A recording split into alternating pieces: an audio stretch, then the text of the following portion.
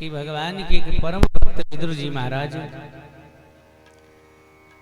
जिन्होंने हस्तिनापुर का त्याग किया और किस प्रकार से भगवान का अनुग्रह पाया, वह कथा हमें कहिए। भगवान को प्रसन्न करने में ऐसी कौन सी वस्तु है जो भगवान को बड़ी प्रिय लगती है? तो एक सुंदर श्लोक है कि व्याधस्याचरणं ध्रुवस्य च वयो विद्या गजेन्द्रस्य का उपजाया किं नाम रूपयधिकं किं तत्सुदाम्नो धनम्। कि वंशा को विदुरस्य यादवपते उग्रस्य किं पौरुषम् भक्त्या तुष्यति केवलं नहि गुणे भक्त प्रियो माधवा। भगवान को रिझाने का काम, भगवान को लुभाने का काम, यह भगवान की वह प्रिय कौन सी वस्तु है जिससे भगवान प्रसन्न होते हैं? तो किसी ने तर्क दिया कि शिक्षित होना, बहुत जानना, ज्ञान होना, इसको थोड़ा कम कर दीजिए, स्पीकर वाला ही तो शायद भगवान के लिए ज्ञान आवश्यक है, प्राप्त करने में सहायक है। तो फिर चित्रकूट में भीलों को उपदेश देते हैं कि भीलों के पास तो कोई ज्ञान था नहीं, लेकिन फिर भी भगवान ने उन पर कृपा की। और जाति भी कोई बढ़िया नहीं थी, कुलीन जाति की नहीं थी। तो भगवान को प्रसन्न करने में अवस्था का बड़ा योगदान होता होगा, आयु का।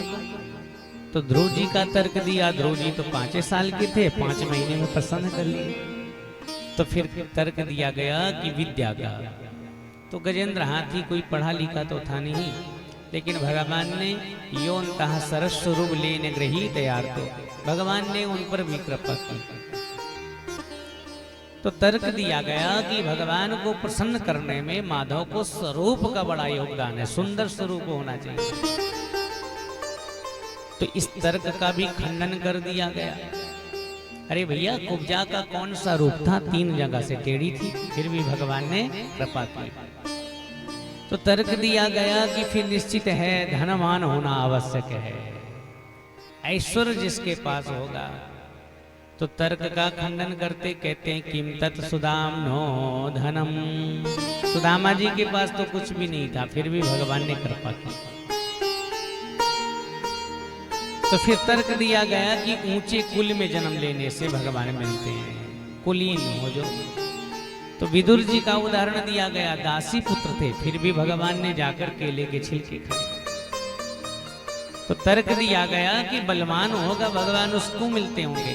तो इस तर्क का खंडन किया गया कि वंशा को विदुरस यादवपते उग्रस्य किं पौरुषम। उग्रसेन के पास कौन सा बल था? पुत्र ने उन्हें भक्ति प्रियो माधवा। भगवान को प्रसन्न करने में एक ही साधन है, और भक्त्या तुष्यति केवलम नहीं गुणैर भक्ति प्रियो माधवा। केवल भगवान को भक्ति प्रिय है।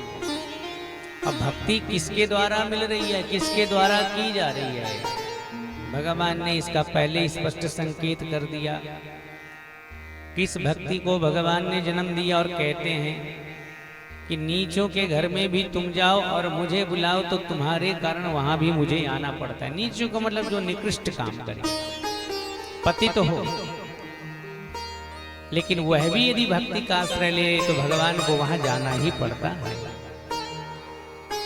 सदन नाम के कसाई मांस बिक्री का काम करते थे बेचारे, और मांस बिक्री करते तो जिस तराजू में मांस को तौला करते थे उसमें साक्षात शालिग्राम भगवान को रख देते थे बटहरे के रूप में।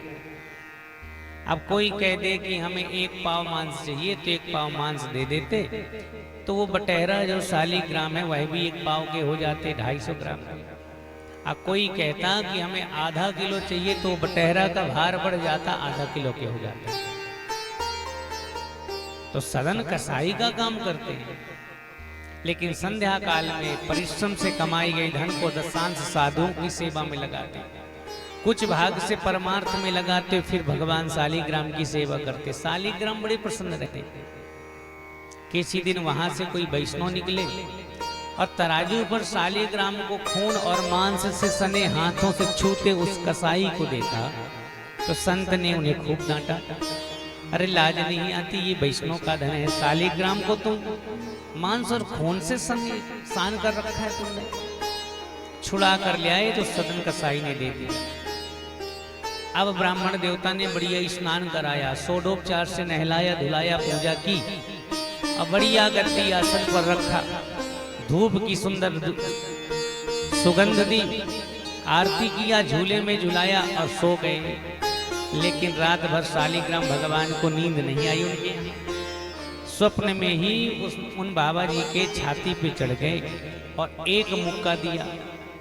बाबा तिल मिला के जाके क्या हुआ, बोले हमें वहीं छोड़ के आओ सदन कसाई के यहाँ।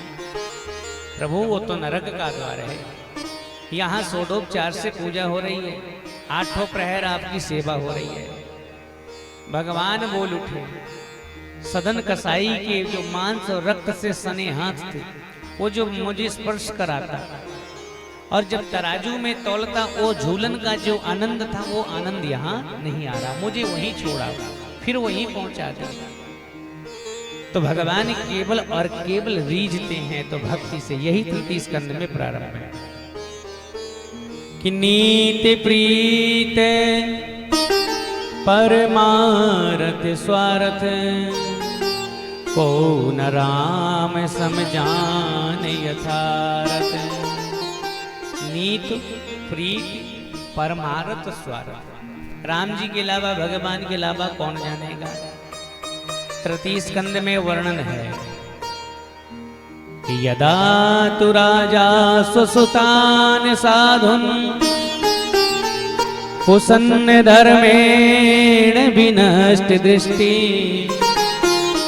भ्रातुर्यभिष्टस्य सुतान् विबन्धो, प्रवेश लक्षा भवने ददाह।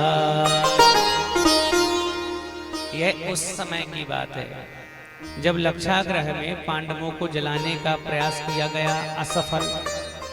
तो विदुर जी महाराज से देखा नहीं गया और लगा उन्हें कि एक सचिव का यही कर्तव्य है कि राजा का उचित मार्गदर्शन करे। और सुंदर सुंदर नीति उन्होंने विदुर जी को दिया, जिसे विदुर नीति के नाम से जाना जाता है। और विदुर जी कहते हैं कि देखो, यदा तु राजा स्वसुतान साधुन कुसन्न धर्मेण विनष्ट दृष्टि, बाह्य आंख फूट जाए तो संसार दिखना बंद हो जाएगा, लेकिन अंदर की आंखें फूट जाएं तो न्याय और अन्याय दिखना बंद हो जाता है। इसलिए हे राजन,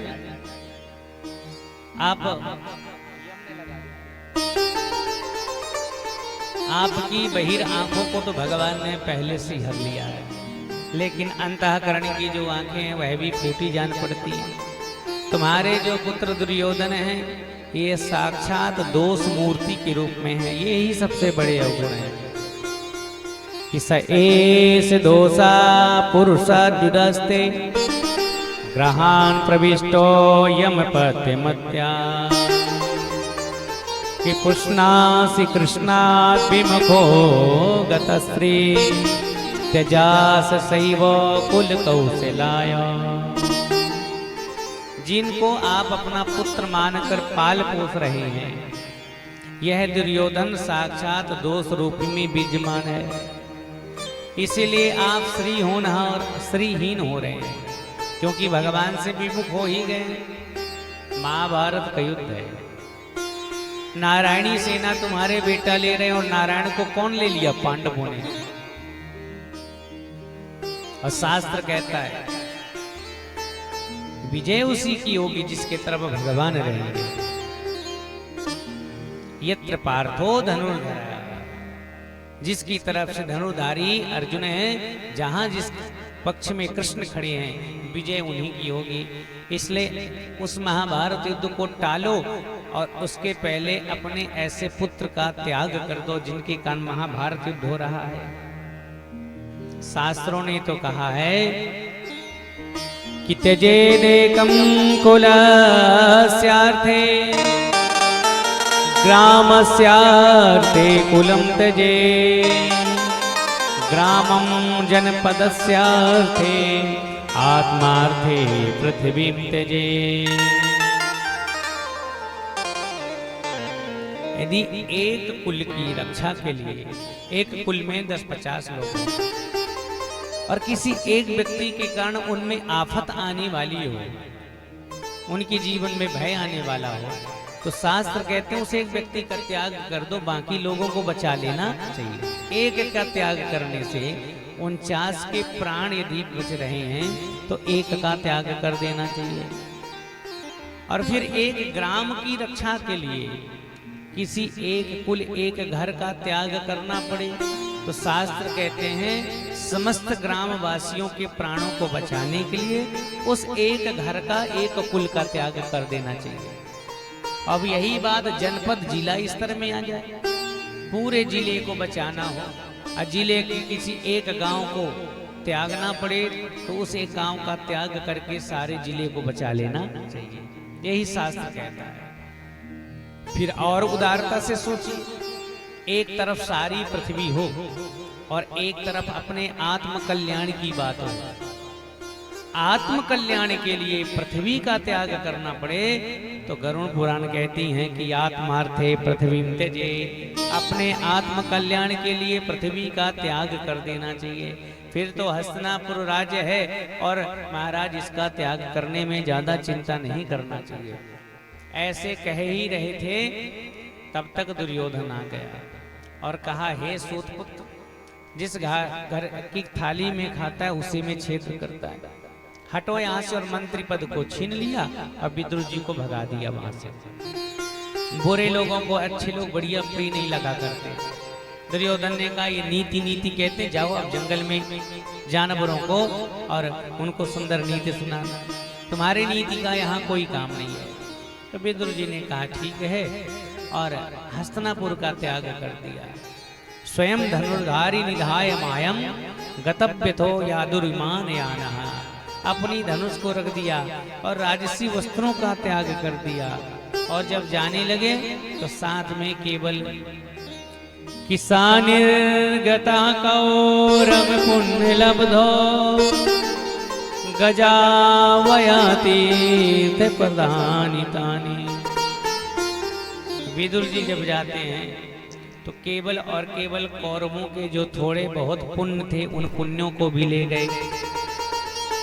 तो जब कोई सज्जन असाधु व्यक्ति हमारे बीच से नाराज होकर जाता है तो वो हमारे पुण्यों को ले जाता है। इसलिए शास्त्रों ने संत महात्माओं की बड़ी महिमा कही है, अच्छे व्यक्ति की बड़ी महिमा कही है कि इनको कभी त्याग नहीं करना चाहिए, ये संभाल कर रखना चाहिए। विदुर जी का त्याग कर दिया और लंका में भी तो यही हाल था। केवल विभीषण जी थे जो भगवान के नाम का आधार लेकर जी रहे थे। और जब विभीषण जी को लात पड़ गई तो अस कही चला विभीषण जब ही आयुहीन भय सब कर।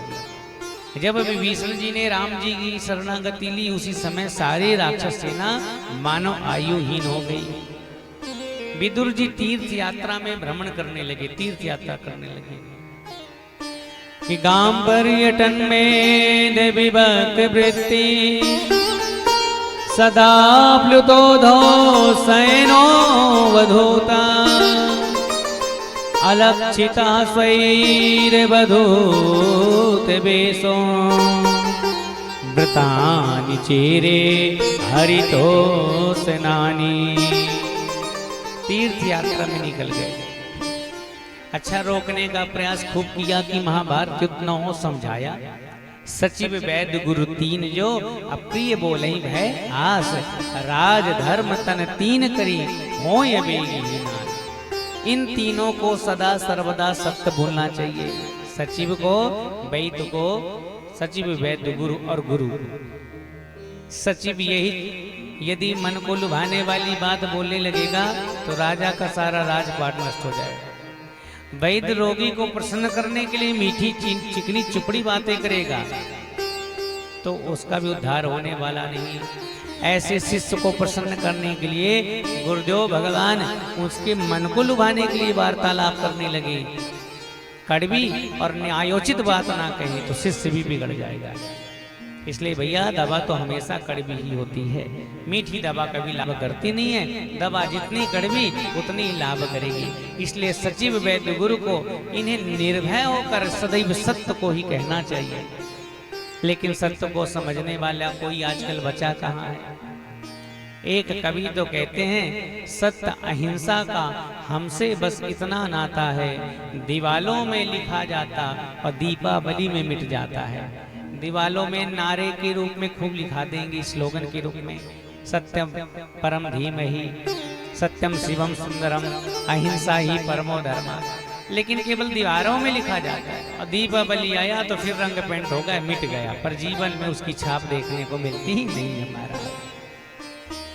अब जब यात्रा में जाते हैं तो यात्रा का तात्पर्य है जो जीवन की यातनाओं को समाप्त करे।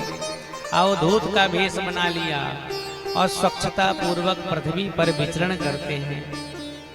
ऐसा भेष बनाया कि बालों में बरगद का दूध लगा लिया, सारे शरीर में भस्मीभूत लगा लिया। क्यों? कोई आत्मी जाने ना, आत्मी जन जान लेंगे। तीर्थ यात्रा में प्रणाम होगा, लोक व्यवहार की चर्चा होगी, प्रपंच बताए जाएंगे और तीर्थ में भी यहाँ की चर्चा होगी तो तीर्थ जाने का पुण्य सारा चला जाएगा। इसलिए तीर्थ यात्रा प्रयास करना चाहिए, अकेले करें, कोई पहचान का ना हो, परिचय का ना हो।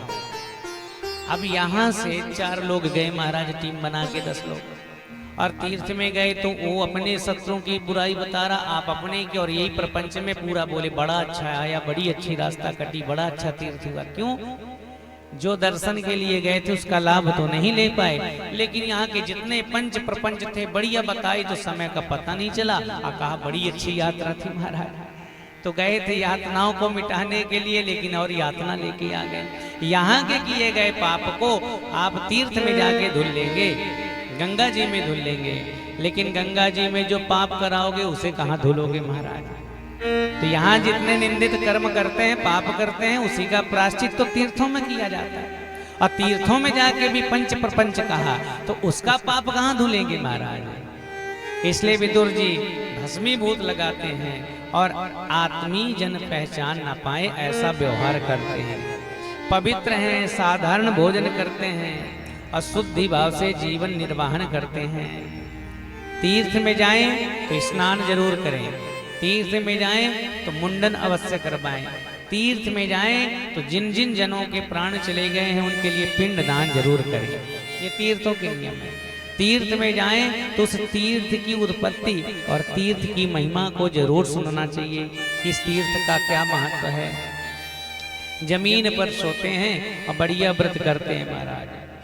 शुद्धि 3 प्रकार की है। पहली शुद्धि है स्नान की, स्नान कर लोगे तो शरीर शुद्ध हो जाएगा। दूसरी शुद्धि है भाव की, कितना भी तैयार हो लो, स्नान कर लो, लेकिन जब पूजा में बैठोगे तो मन लगा रहेगा कि पंडित जी बढ़िया कुसा से जल छिड़क नहीं तो पवित्र हो जाए। तो अभी तो पवित्र हो के आए, इत्र डाल के आए, सुगंधित बढ़िया इत्र लगा लिया, नया कपड़ा पहना, फिर भी तो लगता है ना कि पंडित जी जब तक जल नहीं छिड़केंगे तब तक शुद्ध नहीं होंगे। पंडित जी भूल जाएं तो आपने जल नहीं छिड़का, ये भाव की शुद्धि हो गई। तो शरीर की शुद्धि स्नान से और कुसे से भाव की शुद्धि, लेकिन सबसे शुद्धि मानी जाती हृदय की, जिसे अच्युत भाव कहते हैं। तो हृदय की शुद्धि केवल भगवान के नाम से होती है। विदुर जी यत्र तत्र भ्रमण करते हैं और यही भगवान अपनी लीला का संवरण करके जब जाने लगे धराधाम को छोड़कर, तो उद्धव जी से 16,108 रानी पटरानियां, वृंदावन की गोपियां ग्वालों को जन्म देने वाले देव की पालने वाली यशोदा मैया को नहीं पूछा। भगवान जाते जाते केवल उद्धव जी को से कहते हैं कि मेरा विदुर कैसा होगा, जिन्होंने केले के छिलके खिलाए और मैं बदले में कुछ दे नहीं पाया। तो भगवान शरीर का त्याग करते हुए रुक्मणी की याद नहीं करते, राधा की नहीं करते, विदुर जी की करते। इतने बड़े भक्त थे विदुर जी। केले के छिलके खाए और कहा मैं उनको कुछ दे नहीं पाया। तो मेरी श्रीमद् भागवत कथा जो मेरा ही वांगमय स्वरूप है, गंगा के परम पावन तट पर मैत्रेय मुनि से श्रवण करे, यही मेरी इच्छा है। तो वो संदेश उद्धव जी लेकर आ रहे थे विदुर जी को कहने कि भगवान जाते जाते आपको भगवान ने यह संदेश दिया है। तो भगवान प्रेम को बढ़िया निभाते हैं, इसलिए तो कहा नीत प्रीत परमारत स्वारत अको न राम सम जान यथारथ। भगवान से पूछा गया आपके 23 अवतार हुए, जनकपुरी में बढ़िया दुल्हा बनकर गए और बढ़िया वहां स्वागत सत्कार हुआ।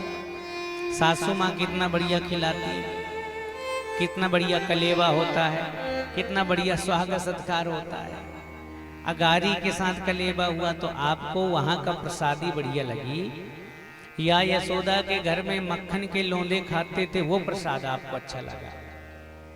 तो भगवान यही कहते हैं कि जानते प्रीत रीते रघुराई,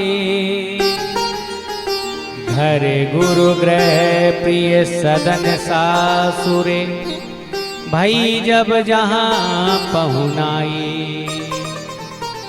जहाँ जहाँ जाते हैं भगवान पहुना बन के गए। पहुना मतलब मेहमान। लेकिन भगवान से पूछा गया कि सबसे बढ़िया आपको प्रसादी कहाँ की लगी?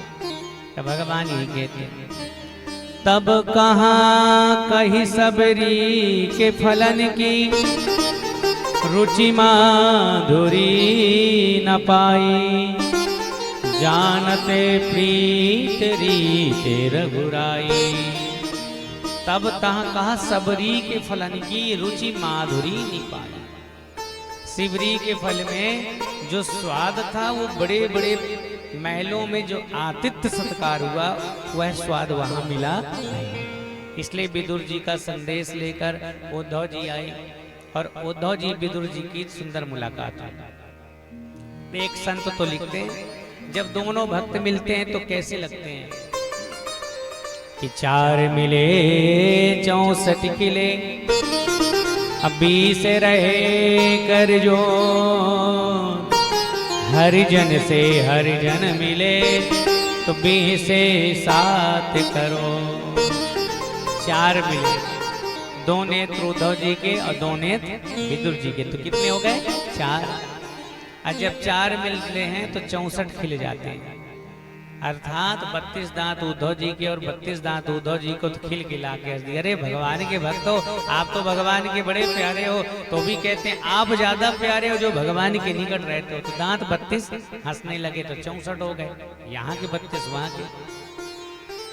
और जब एक भक्त भक्त से मिलता है तो ऐसे हाथ जोड़ लेता है, तो 20 रहे कर जोड़, 10 उंगलियां यहाँ और 10 उंगलियां वहां जुड़ गई, दोनों हाथ जुड़ गए तो 20 रहे कर जोड़। और हरिजन से हरिजन मिले, हरिजन का मतलब जो हरि का भक्त, ये भी हरिजन और वो भी हरिजन, तो 20 से 7 करोड़। तो शरीर में मनुष्य के कहा गया है लगभग 3.5 करोड़ रोमे हैं, तो ये रोमे भी खिलखिला के खड़े हो गए। अब वो भी उनके भी तो 3.5 7 करोड़, तो 20 से 7 करोड़।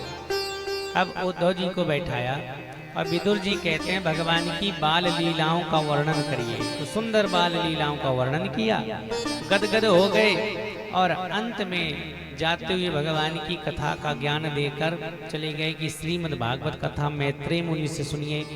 तो गंगा के परम पावन तट पर मैत्रेय मुनि के पास आए और श्री विदुर जी ने चरणों में निवेदन किया है। तो अब कथा में 3 वक्ता हो गए, 3 श्रोता हो गए। जैसे मानस में हम श्रवण करते हैं, पहला घाट है ज्ञान घाट, जहां भगवान शंकर जी पार्वती को कथा कहते हैं। दूसरा है कर्म घाट, जहां याज्ञवल्क्य और भरद्वाज जी का संबंध है। याज्ञवल्क्य जी कथा कहते हैं। और तीसरा घाट है जिसे दैन घाट कहा जाए, ये है भक्ति घाट कहा जाए, गरुण जी का प्रसंग है और काग भुसुंडी जी का प्रसंग है। और चौथा है शरणागति का। मुख्य तो 3 है, लेकिन चौथा शरणागति का तुलसीदास जी अपने मन को ही कथा कहते हैं, मन को ही कथा सुनाते हैं। तो भगवान की श्रीमद् भागवत कथा में भी 3 वक्ता 3 श्रोता हो गए। नैमिषारण्य में सूत जी सौनक को कथा कहते हैं, गंगा के तट पर सुखदेव भगवान परीक्षित को कहते हैं, और हरिद्वार में पुनः एक बार विदुर जी मैत्रेय का संबंध हुआ, पुनः संबंध हो गया हमारा। सास तो कहते हैं गंगे यवनी जल तीन बड़े रे, गंगे यवनी